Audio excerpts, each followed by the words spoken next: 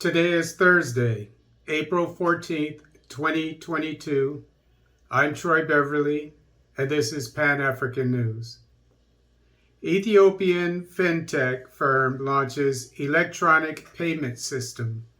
Somalia finally swears in MPs and senators. Zambia plans to process copper to export finished products. Uber suspends operations in Tanzania. Insurgents kill 7 police officers and 4 soldiers in Niger. Angola increases LNG exports to Europe. DRC mining company accused of hiring foreign police officers to protect its mine. Gabonese raw gold earned $13.5 million in 2021. The 3 Germans recently arrested by Malian authorities have been released. Ethiopia. Fintech firm launches electronic payment system. This article is taken from Ethiopian Monitor.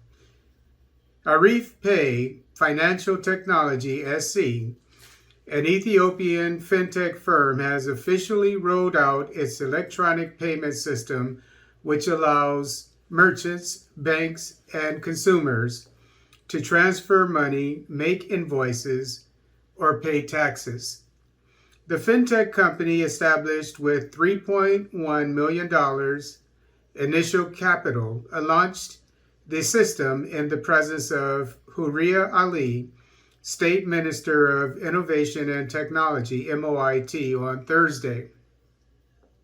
The Arif Pay Mobile Point of Sales, MPOS, official introduction came months after the company secured the first ever license for payment system operator permit from the National Bank of Ethiopia, NBE.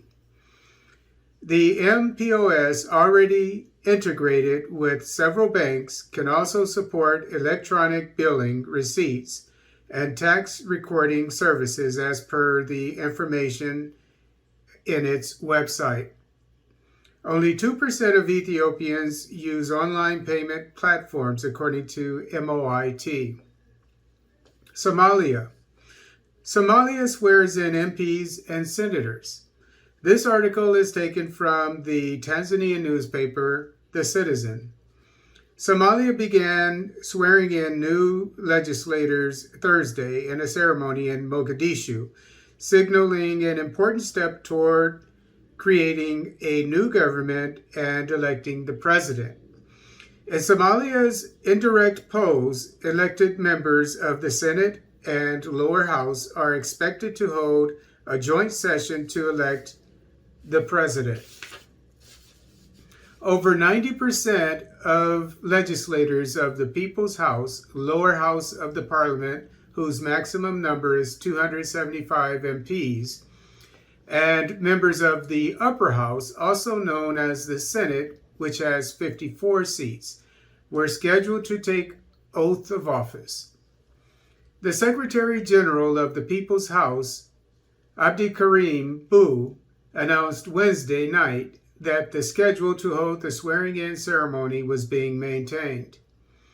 Earlier in the day, many newcomers and re-elected members gathered at General Kahiye Police Academy, where assembled buses were taking them inside the airport perimeter to the highly guarded large tent, the hall where the ceremony was taking place. Somalia's complex indirect electoral system is yet to elect about 20 more MPs from Jubaland and Hirshabelle states. Zambia. Zambia will start adding value to copper. This article is taken from the Zambia newspaper, Lusaka Times. Minister of Commerce, Trade and Industry, Chipoka Mulenga, has said government is committed to running a private sector-driven economy. Mulenga said government has put in place a stable policy legislation that allows private sector investment and growth. He said this after touring several industries in Luanda in Angola yesterday in an effort to enhance trade and economic relations between Zambia and that country. Mr. Mulenga said Zambia is endowed with abundant natural resources such as copper, hence the need to ensure the mineral is processed into finished products that are ready for exportation. Mr. Mulenga stated that the country's copper should benefit the local people as the country begins to process copper into wires and nails, among other products. He said government and the private sector will set up industries that will process copper into finished products. He said government has set a target of attaining 3 million tons of copper per annum. The Minister of Commerce, Trade and Industry has since called on investors to take advantage of the good policies that the government has put in place and invest in various sectors of the country. He stated that Zambia is the best investment destination in the region with a youthful and energetic human capital that is focused on production. Among the industries which Mulenga toured is Karam Investment Limited. And Karam Investment Limited Chief Executive Officer Satish Mishra expressed interest to invest in Zambia. Tanzania. Uber suspends operations in Tanzania pending deal with authorities. This article is taken from the Tanzanian newspaper, The Citizen. U.S.-based ride-hailing company Uber on Thursday suspended its operation in Tanzania after being in the country for 6 years. Announcing the decision through a statement sent to customers nationwide, Uber said it has suspended operations until an agreement is reached with Tanzanian authorities. Current regulations in the transportation sector have created an environment that is not friendly and has been a challenge in our business, the firm said. The Uber application is already operating in 80 countries of the world, 11 of them in Africa.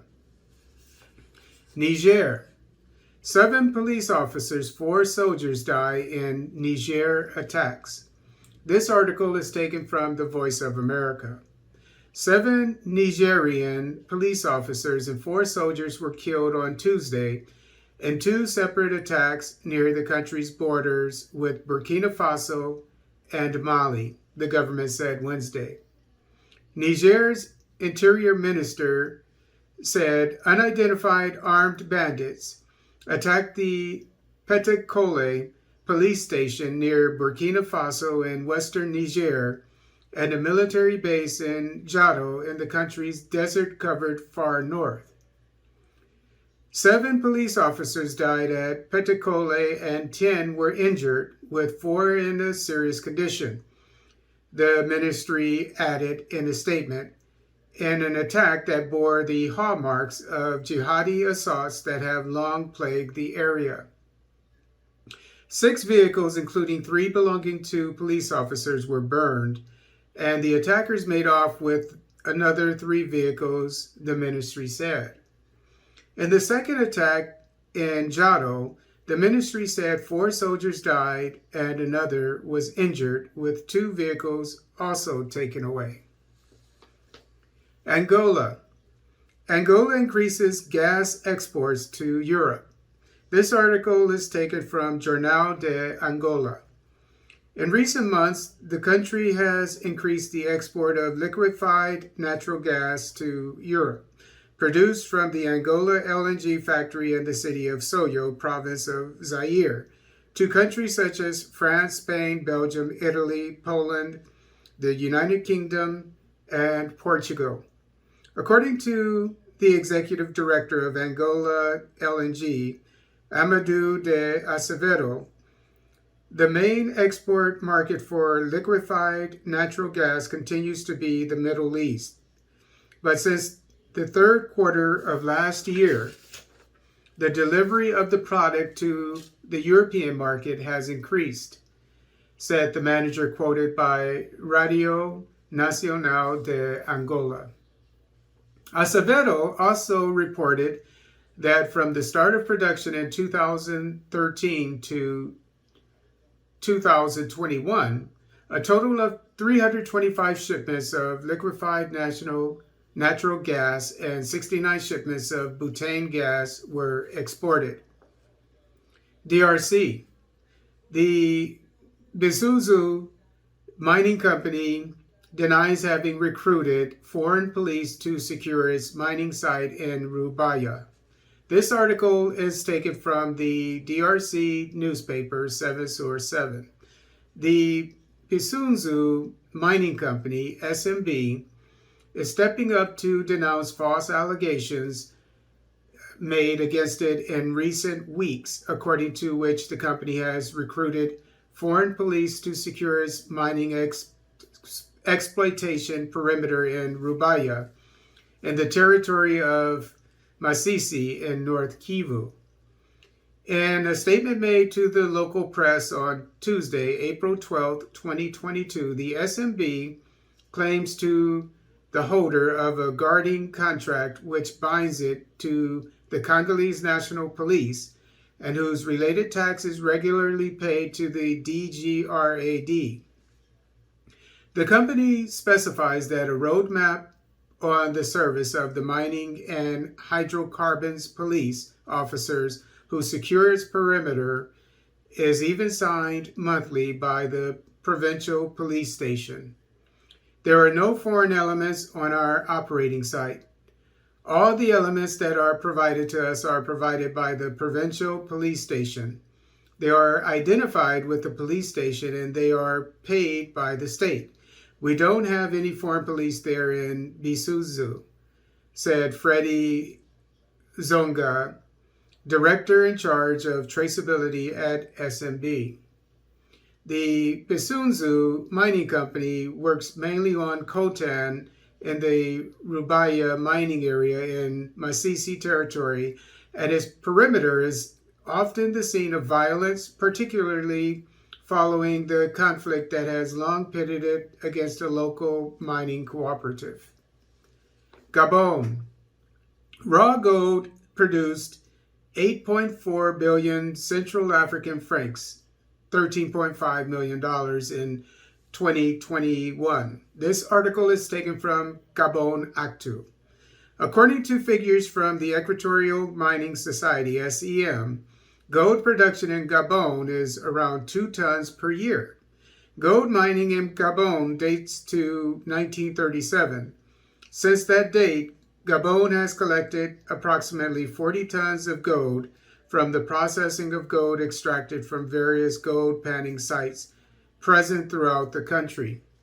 However, the exploitation in recent years of Gabon's artisanal mines by networks of smugglers has exposed the country to many ills, including illegal immigration, insecurity, conflicts between gold miners and local populations, threats to the environment with a sharp increase in poaching. To boost the gold sector, in 2017, the government sold 7 additional permits to 4 companies.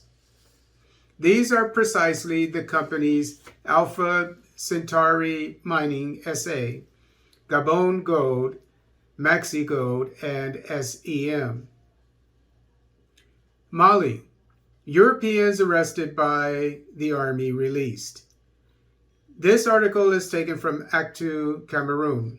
Arrested and suspected of terrorism by the Malian armed forces during an anti-terrorist operation, the 3 Europeans, 2 men and a woman, were finally released, announced the German Foreign Ministry.